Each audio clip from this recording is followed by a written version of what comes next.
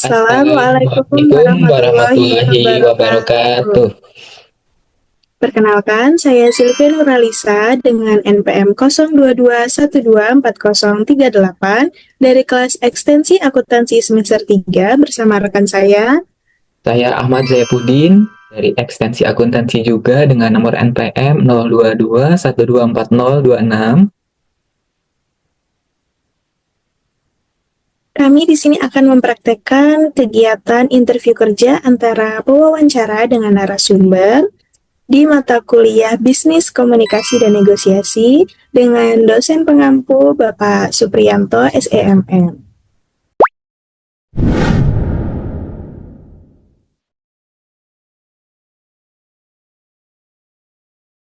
Selamat pagi Pak Ahmad, perkenalkan saya yang akan mewawancarai Bapak pada pagi hari ini. Bagaimana kabarnya hari ini Pak? Selamat pagi Ibu Sylvia, terima kasih atas waktunya. Kabar saya baik Bu pagi hari ini. Oke, sama-sama langsung saja ya. Untuk memulai diskusi kita pada pagi hari yang cerah ini, bisa tolong ceritakan sedikit tentang latar belakang Bapak dan mengapa Bapak tertarik melamar sebagai staf keuangan di perusahaan kami ini. Tentu Bu, saya Ahmad Zaifuddin lulusan akuntansi dari Universitas Pakuan. Selama 2 tahun terakhir ini, saya bekerja sebagai staf keuangan di perusahaan retail. Saya sangat menyukai bekerja dengan angka dan data karena bagi saya laporan keuangan merupakan bahasa yang menjelaskan kesehatan dari sebuah bisnis. Saya melamar di sini karena saya juga mengikuti perkembangan perusahaan ini dan saya tahu perusahaan ini sedang naik-naiknya dengan sangat pesat ya Bu ya. Nah, kemudian saya juga ingin memberikan kontribusi saya terhadap perusahaan ini sehingga diharapkan perusahaan ini dapat berkembang dan maju. Sebelumnya terima kasih ya Pak Ahmad sudah mengatakan perusahaan ini sedang naik pesat. Menarik jawaban dari Pak Ahmad. Kita tahu, kita sama-sama tahu sebagai staf keuangan, ketelitian itu adalah kuncinya. Nah, pernahkah Pak Ahmad ini dalam melakukan perhitungan ataupun pencatatan menemukan masalah? Dan bagaimana sih caranya Pak Ahmad mengatasi masalah tersebut? Pernah Ibu, jadi saat itu ada selisih kecil dari pengeluaran dana kas kecil dan saat itu saya kan menelusuri ya Bu ya, kenapa bisa selisih dan ternyata setelah dilakukan pengecekan ada salah satu kwitansi yang belum saya input. Nah, sejak kejadian itu sekarang saya berusaha untuk melakukan pengecekan ganda gitu ya. Jadi nanti setiap dari semua transaksi saya usahakan untuk diinput di hari itu juga. Dan kalaupun misalkan tidak diinput di hari itu, saya berusaha untuk membuat catatan di note saya. Jadi untuk besok to-do list yang akan saya kerjakan. Dan saya juga gunakan rumus Excel untuk menghitung dan untuk meminimalisir kalau misalkan nanti suatu saat terjadi selisih lagi sehingga bisa direkon dengan cepat. Seperti itu, Bu. Oke, berbicara soal Excel, sejauh mana sih kemampuan Pak Ahmad dalam mengoperasikan perangkat lunak ini? Dan sistem akuntansi yang biasa Pak Ahmad pakai ini sistem akuntansi yang apa ya? Baik. Untuk Microsoft Excel merupakan hal basic ya dari seorang akuntan yang harus bisa gitu kan ya Bu ya. Jadinya untuk rumus-rumus ini tersendiri yang saya familiar gunakan di akuntansi ini biasanya rumus if, kemudian pivot table, kemudian rumus VLOOKUP, HLOOKUP gitu kan. Itu semuanya sangat butuhkan dalam pekerjaan. Dan untuk software akuntansi ini yang saya sudah tahu dan bisa mengoperasikan itu ada Journal ID dan juga SAP. Jadi nanti insya Allah kalau misalkan di perusahaan dipakai itu juga saya sudah mahir. Oke, baik. Berarti jika terjadi situasi di mana ada departemen lain yang terlambat nih memberikan laporan pengeluaran, padahal tenggat waktu tutup bukunya sudah sangat dekat. Nah, apa yang akan Pak Ahmad lakukan? Baik Bu, jadi pertama saya akan melakukan komunikasi secara persuasif dan juga secara personal untuk menanyakan kendalanya ada di mana gitu ya. Dan kemudian kalau misalkan dirasa saya mendesak gitu ya, jadi saya akan menawarkan bantuan untuk melakukan penelusuran bersama sehingga diharapkan dapat selesai cepat waktu di laporannya ya. Jadi nanti, namun kalau misalkan untuk jangka panjangnya sendiri, saya akan berusaha untuk meminta ke bagian terkait untuk mengirimkan data lebih awal waktu gitu ya. Jadi nanti kalau suatu saat ada laporan kembali hal-hal yang mendesak tadi ya, jadi keterlambatan itu akan diminimalisir dan dapat dihindari. Ini bagus sekali jawaban dari Pak Ahmad ya. Terakhir yang ingin saya tanyakan, apa ekspektasi Pak Ahmad terhadap gaji Pak Ahmad nanti?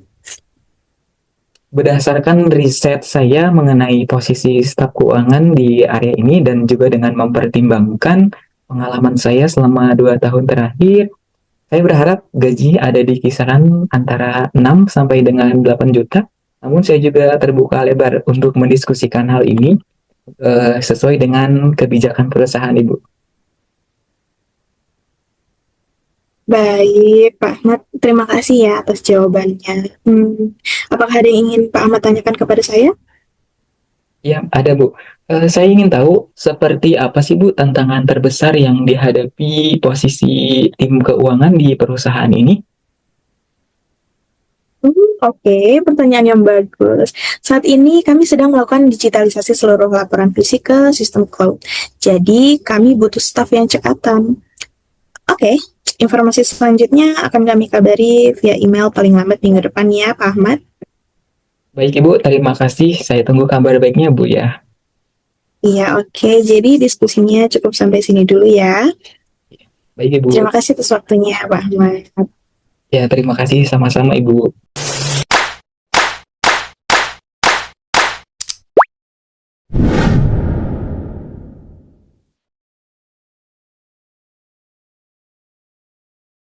Selamat pagi Mbak Sylvia, terima kasih sudah hadir tepat waktu ya. Saya Ahmad Saifuddin yang akan mewawancarai Mbak Sylvia pada pagi hari ini.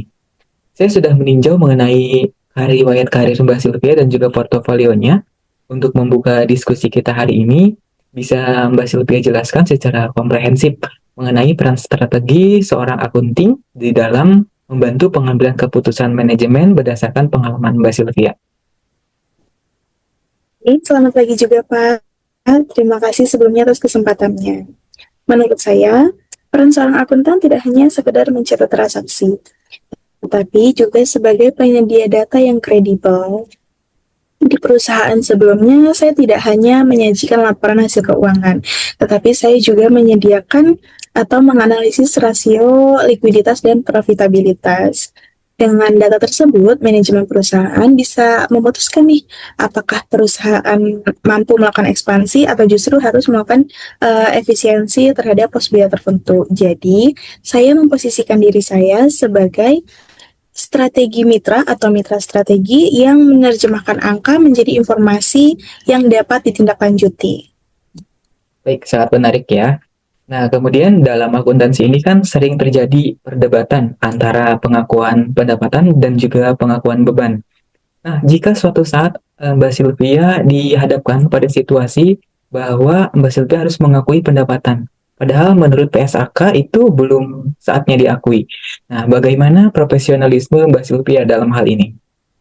Baik Pak, saya pribadi memegang teguh prinsip integritas dan konservatisme dalam akuntansi Pak. Jika pendapatan perusahaan tersebut belum memenuhi kriteria pengakuan sesuai dengan PSAK, contohnya seperti ini, jika barang belum berpindah hak milik atau jasa yang diberikan ini belum terselesaikan, maka saya akan menjelaskan kepada atasan saya ataupun departemen terkait. Selain itu, saya juga akan menyertakan risiko hukum dan potensi temuan audit jika kita melanggar standar tersebut. Karena saya percaya bahwa laporan hasil keuangan yang jujur jauh lebih berharga untuk keberlangsungan perusahaan di jangka panjang daripada keuntungan semu sesaat. Baik, jawaban yang bagus, Mbak. Selanjutnya kita akan bahas mengenai internal control ya. Nah, pengalaman apa sih yang Mbak Sylvia miliki di dalam memperbaiki sistem pengendalian internal untuk mencegah adanya terjadi fraud atau misalkan kesalahan di dalam input transaksi? Di perusahaan terakhir, saya melakukan sistem pemisahan tugas yang lebih ketat, Pak. Jika sebelumnya orang-orang yang menginput faktur ini memiliki wewenang ataupun akses untuk melakukan otorisasi pembayaran, saya menyarankan kepada perusahaan untuk melakukan perubahan alur kerja sehingga ada verifikasi berlapis. Saya juga rutin melakukan rekonsiliasi secara mendadak atau yang sering disebut dengan surprise audit pada akun-akun yang berisiko tinggi. Hasilnya dalam 1 tahun selisih administrasi bisa berkurang hingga 80% dan juga dapat berjalan dengan lancar. Baik, dalam dunia akuntansi sekarang itu kan kita bergantung sama teknologi ya. Jika suatu saat perusahaan kami berencana melakukan migrasi sistem ya dari manual ke sistem ERP seperti SAP atau Oracle, nah kontribusi apa yang Mbak Sylvia bisa berikan ke perusahaan kami? Baik, Pak. Sebelumnya migrasi sistem memang tantangan yang besar ya, Pak. Saya sendiri memiliki pengalaman dalam fase pendekatan perangkat lunak. Lalu apa sih kontribusi saya dalam hal tersebut? Saya berkontribusi untuk memverifikasi bahwa saldo awal sudah terverifikasi dengan benar sebelum masuk ke sistem baru. Saya juga memetakan akun-akun yang ada di sistem lama sebelum masuk ke sistem yang baru. Karena agar sesuai dengan kebutuhan pelaporan di manajemen sistem yang baru. Selain itu, saya juga paham bahwa masa transisi ini seringkali menjadi penyebab duplikasi pekerjaan. Namun saya siap, Pak, untuk mengelola manajemen waktu saya agar sistem baru ini dapat berjalan dengan lancar dan operasional pun tetap berjalan sesuai dengan sebelumnya. Baik, pertanyaan terakhir dari saya, bagaimana Mbak Sylvia memastikan bahwa Mbak Sylvia ini tetap relevan dengan perubahan regulasi perpajakan dan juga standar akuntansi di Indonesia ini yang semakin berkembang? Saya adalah pembelajar aktif, Pak. Selain rutin membaca buletin dari IAI, saya juga memiliki sertifikasi Privat A dan B sebagai pendalaman di aspek perpajakan. Saya percaya bahwa akuntan yang kompeten tidak pernah berhenti belajar. Selain itu juga hal tersebut dipengaruhi karena regulasi keuangan ini bersifat dinamis ya Pak, di mana mengikuti perkembangan ekonomi nasional maupun global. Penjelasan yang sangat padas juga sangat jelas. Nah, untuk selanjutnya, apa ada pertanyaan yang mau Mbak Sylvia tanyakan mengenai posisi ini? Baik Pak, terima kasih. Saya juga ingin menanyakan satu hal. Apa sih Pak target utama atau perubahan besar yang ingin Bapak lihat di Departemen Akuntansi ini? Saat ini kami ingin mempercepat proses monthly closing ya, dari saat ini 7 hari menjadi 3 hari saja. Dan saya rasa dari melihat pengalaman dan portofolio Mbak Sylvia bisa membantu kami di sana. Baiklah, sesi hari ini sudah cukup Mbak, dan nanti untuk selanjutnya HRD akan menghubungi kembali Mbak paling lambat 1 minggu ke depan.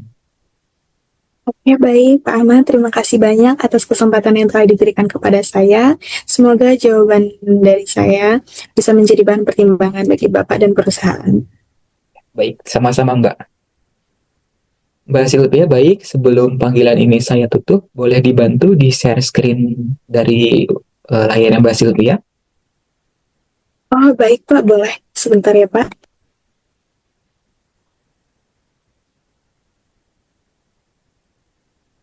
Berikut Pak, apakah sudah terlihat? Baik, sudah terlihat. Oke, baik, ini sudah saya terima dan terima kasih, saya akhiri panggilannya Mbak ya. Oke, baik Pak. Terima kasih banyak Pak.